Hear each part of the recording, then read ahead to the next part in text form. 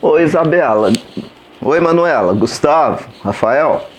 Boa tarde. Meu nome é Vanísio, ou melhor, Vanísio Luiz da Silva. Eu tenho 56 anos de idade, sou professor de matemática e sou pesquisador na área de educação matemática e cultura negra. Eu estou aqui, eu quero primeiro agradecer a vocês, né, pela oportunidade de falar de uma questão tão complicada para nós, mas de alguma maneira eu estudei muito para poder falar sobre isso, na esperança de que a gente mude um pouquinho aquilo que as pessoas acreditam ser verdade sobre algumas coisas e que as pessoas negras sofrem muito com as consequências disso. Olha, vocês me perguntam se eu gosto do meu trabalho. Eu costumo dizer por aí que eu sou apaixonado pelo meu trabalho. Aliás, eu costumo dizer que eu não sei se é exatamente por competência ou por incompetência, mas eu entrei na escola aos 6 anos de idade e até hoje não saí de lá, né? Então por aí você pode imaginar o quanto é legal essa coisa de escola também. Essa escola é legal para mim. Não sei te dizer por que exatamente que eu escolhi trabalhar com educação. Eu sei que quando era jovem eu queria fazer curso de informática. Aliás, lá em 1900 e bolinha, o curso não se chamava informática, se chamava processamento de dados. Mas para estudar processamento de dados, eu tinha que fazer faculdade de matemática. E na faculdade eu descobri o quanto era legal dar aula e nunca mais deixei de dar aula. Engraçado, né? Pode ser de matemática ainda. Mas enfim, este sou eu. Eu já trabalho com ensino de matemática há 27 anos. Há 27 anos que eu trabalho com ensino de matemática, com criança, jovens e adolescentes de escola pública e também com formação de professores de matemática. E aí vocês me fazem a pergunta mais complicada da história, que é assim, qual a sua experiência com preconceito étnico? E aí eu quero pedir uma pausa para vocês, a gente vai ter que respirar e entender um pouquinho melhor essa questão para poder discutir ou falar mais com um pouco mais de conhecimento sobre racismo, sobre preconceito, sobre discriminação. Assim a gente fala com uma base melhor do que a gente está tentando conversar, tentando discutir aqui, né? Então é assim, vamos começar como professor.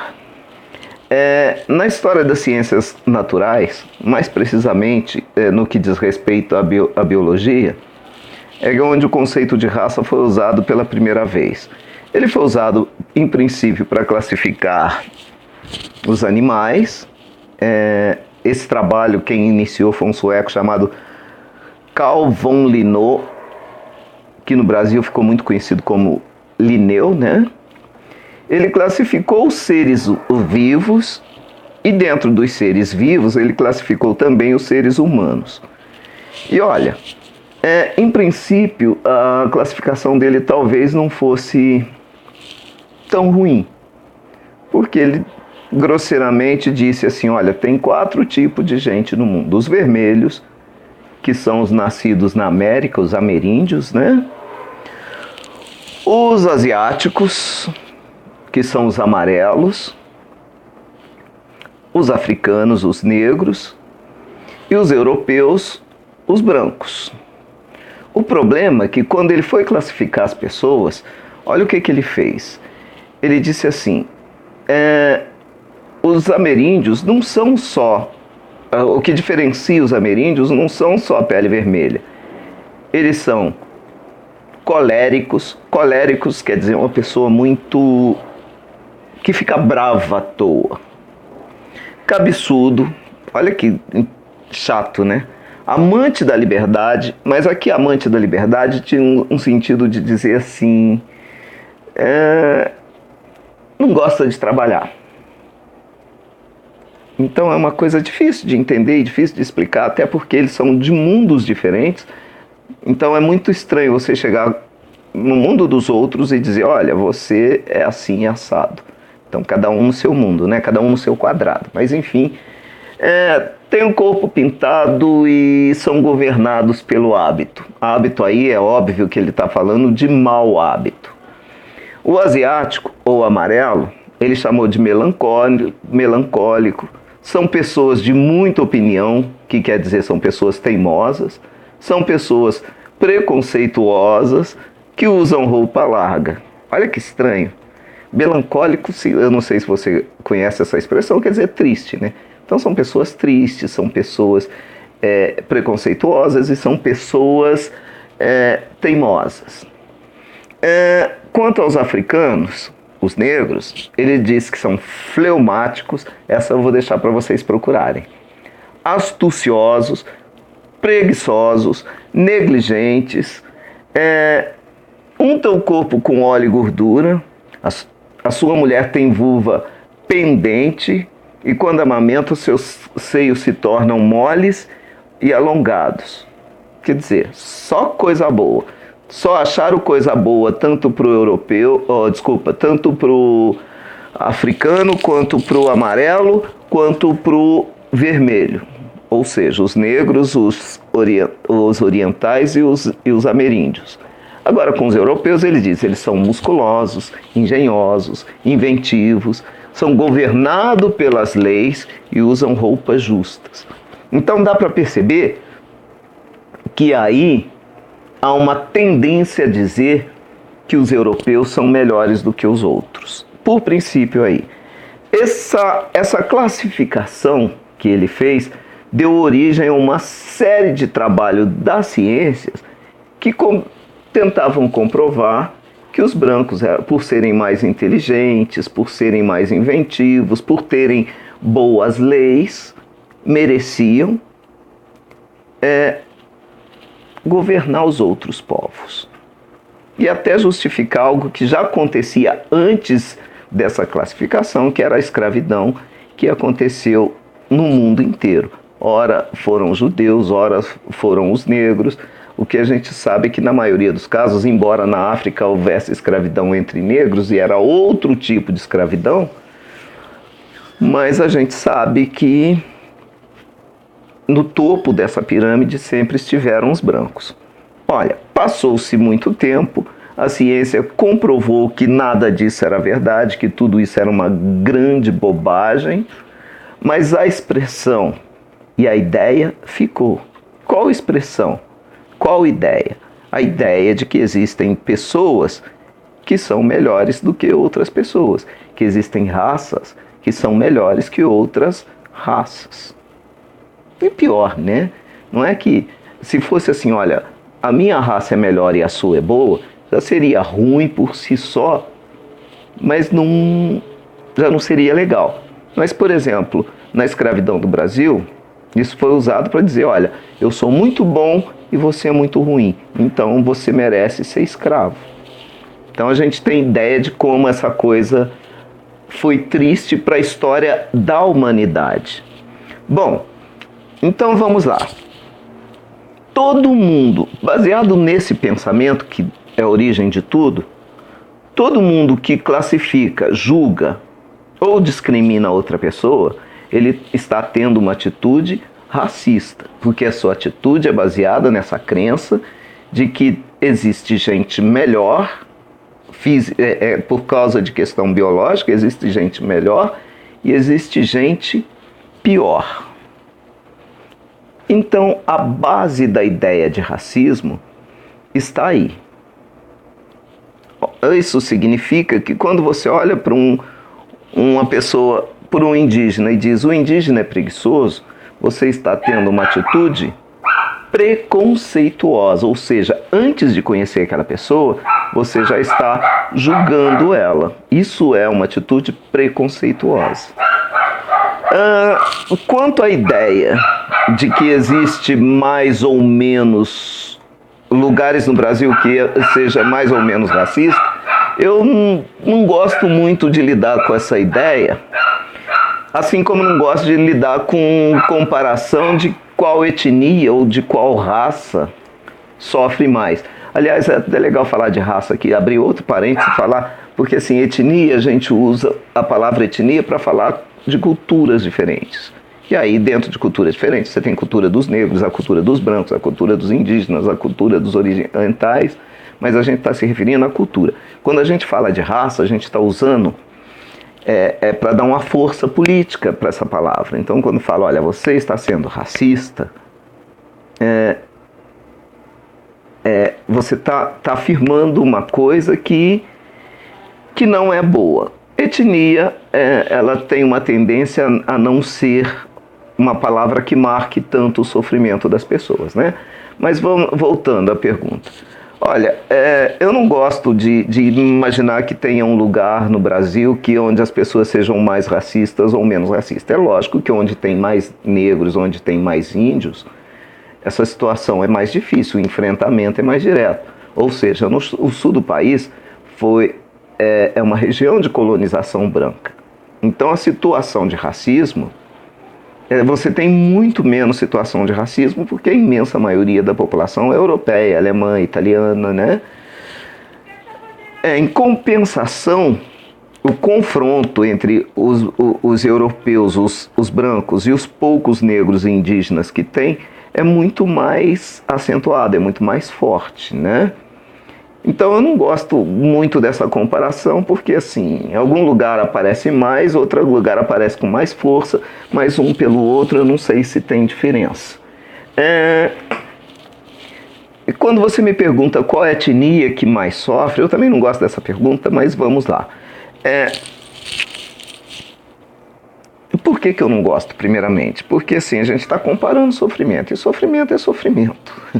Eu sei lá, morrer na forca ou morrer na cruz, para mim morreu de qualquer jeito, então não é legal, né? Mas de qualquer maneira, assim, se a gente for lidar com estatística, já que eu e vocês somos matemáticos, eu queria que vocês pensassem nisso. Houve um dia que a população do Brasil era só de ameríndios, só de índio. Então a população do Brasil era 100% indígena. A população indígena no Brasil hoje é menos de 0,5%. Isso em qualquer lugar do mundo, estatisticamente, é tratado como uma situação de extermínio. Portanto, a gente de novo está lidando aquela coisa, onde tem mais, onde tem menos. A questão não é onde tem mais, onde tem menos. Em algum lugar tem mais, outro lugar tem com mais força.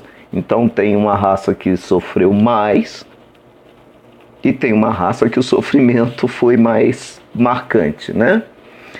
Aí em seguida vocês me perguntam se eu já resolvi problema de preconceito. Olha, problema de preconceito é assim, eu já assisti muita coisa na sala de aula, tive que falar muito sobre isso, eu passei a minha vida e virei uma pessoa que se especializou em falar nesse tipo de situação, né? Agora, resolver, eu acho que é um problema de todos nós, do país inteiro. Não tem uma pessoa que consiga resolver uma situação de preconceito. Seria preciso que todos nos juntássemos, que um dia não tivesse mais preconceito. E aí, quando a gente fala de preconceito, eu não estou falando só do preconceito racial, ou daquele preconceito que a gente conhece muito mais, que é contra os negros e os indígenas. Acho que na base disso tem uma ideia de que assim, todos nós somos diferentes. Mas ser diferente não quer dizer que um seja melhor ou que seja pior. Então somos simplesmente diferentes. E a gente,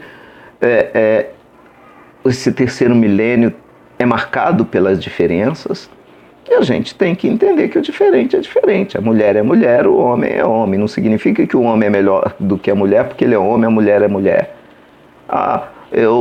O heterossexual é heterossexual, o homossexual é homossexual. Eu sou melhor porque você é gay, eu sou melhor que você. Não existe isso. Um é um, outro é outro. São pessoas que gostam e fazem coisas diferentes e veem o mundo de maneira diferente, mas são pessoas. Então, eu queria que marcasse bem isso. Não existe melhor, não existe pior. Existe diferente. Cada um no seu quadrado, mas todo mundo na mesma sala. Já presenciou? Bom, de alguma maneira eu falei disso para você, mas eu não só presenciei, mas eu vivi muito isso. Eu me lembro de muitas situações na adolescência em que São Paulo vivia um surto de violência, um outro tipo de surto de violência, e que as pessoas taxavam as pessoas, esse ser violento, que o mundo chamava de violento, de trombadinha. Trombadinha é aqueles meninos, aqueles jovens que chegavam, vinha passando alguém com uma bolsa ou a carteira, ele chegava, vinha um, dava uma trombada, a pessoa perdia o equilíbrio, o outro ia lá correndo, pegava a bolsa e fugia. O problema é que todo jovem negro, toda criança negra passou a ser vista como um trombadinha. Então era uma situação muito desagradável, você tá andando na rua, na calçada, e de repente você via que alguém, ao passar por alguém, normalmente as mulheres grudavam a bolsa assim, falavam, muitas cheguei a ouvir, né? Não me rouba, tal. Aí você fala, nossa, acho que esses dias na internet teve um viral, assim, que eles tentaram brincar um pouco com isso, que o rapaz entra no elevador, a menina fica desconfiada, aí tem toda uma situação, né? Que aí ali me pareceu brincar com isso, mas eu vivi muito isso, muitas vezes na pele, e decididamente não era uma coisa, não foi uma coisa boa de se viver. Qual a consequência desse preconceito? E eu vou insistir com vocês aqui, a gente está falando para dar um peso maior para essa história, não é preconceito étnico, é preconceito racial. As consequências são muitas, e dentro do meu trabalho de pesquisa eu tenho assistido muita coisa dentro da sala de aula, dentro das escolas, desde professora, sabe aquela professora de Fundamental 1, lá na pré-escola, que desenha um anjinho para cada criança? E aí normalmente os anjinhos são loiros, de olhos azuis, né, cabelo cacheado, e a criança negra não se vê retratada, sabe? Assim, aquele anjinho é seu, é seu, é seu, o anjinho é parecido com você. Isso causa na criança uma certa dificuldade em lidar consigo mesmo. É uma situação parecida com a professora que chega para o aluno e fala: vamos pintar esse menino com lápis cor da pele. E aí qual é a cor da pele, né? A criança negra não acha um lápis que seja da cor da pele dele. Aí eu estou falando de coisas pequenas, mas a gente tem situações maiores, tristes. Acho que o caso recente do Aranha é um caso que faz a gente pensar sobre tudo isso, né? Porque o que deve ter sentido aquele rapaz, mais ainda, né? Ele me parece que é casado com uma mulher branca, e a mulher, quando ele se casou, a mulher tinha 2 filhos, e os filhos assumiram ele como pai, entendem ele como pai, adotaram ele como pai, e eles tiveram que ficar uma semana sem ir na escola por conta desse tipo de coisa, né? Eu acho que é dor, é sofrimento, é coisa ruim, a consequência é sempre coisa ruim. Acho que o Aranha estava certo, assim, existe uma lei que diz: discriminar, as atitudes racistas são um ato previsto em lei. Portanto, tem que levar para a justiça. Não tem muito o que discutir. Tem outro tipo de racismo, tem outro tipo de situação que eu não sei se a gente vai ter tempo de falar sobre isso, mas quem sabe numa outra oportunidade, ou quem sabe a gente encaixa aqui no meio dessas outras perguntas. Aí a pergunta seguinte de vocês é assim: a etnia pode influenciar na vida social de alguém? Pode não. Influencia. Sempre, sempre. Se não influencia porque te impede de chegar em algum lugar, de chegar a alguns postos de trabalho, de alguns... de ascender socialmente, de melhorar salário, de melhorar de vida, de frequentar alguns lugares. Aliás, sobre isso eu vou lançar um desafio para vocês. Na verdade, a gente sempre costuma perguntar para as pessoas assim: Você se lembra dos presidentes, dos governadores, dos prefeitos e dos generais negros que nós tivemos no Brasil? Então faz assim, usa os dedos das tuas duas mãos e conta, vê se são suficientes para contar veja bem, não estou falando de jogador de futebol e nem de gente da música, porque são os espaços que permitem, de alguma maneira, que a população negra entre. Eu estou falando mesmo, quantos generais negros você conhece no Brasil? Quantos prefeitos? Essa é uma pergunta que o pessoal tradicionalmente faz, mas eu vou fazer uma pergunta para vocês que está mais próxima da gente. E a pergunta é assim, vocês já foram e devem ir no banco com o pai e mãe de vocês de vez em quando, né? Quantas pessoas negras vocês vêm atendendo as pessoas? Eu não estou falando daqueles estagiários lá na frente, não. Estou falando assim dos caixas, dos gerentes, das pessoas que têm um cargo de dentro do banco. Quantas pessoas negras vocês já viram atendendo as pessoas lá no banco dos seus pais frequentam? Isso eu acho que já é suficiente para a gente pensar um pouquinho no assunto. Bom,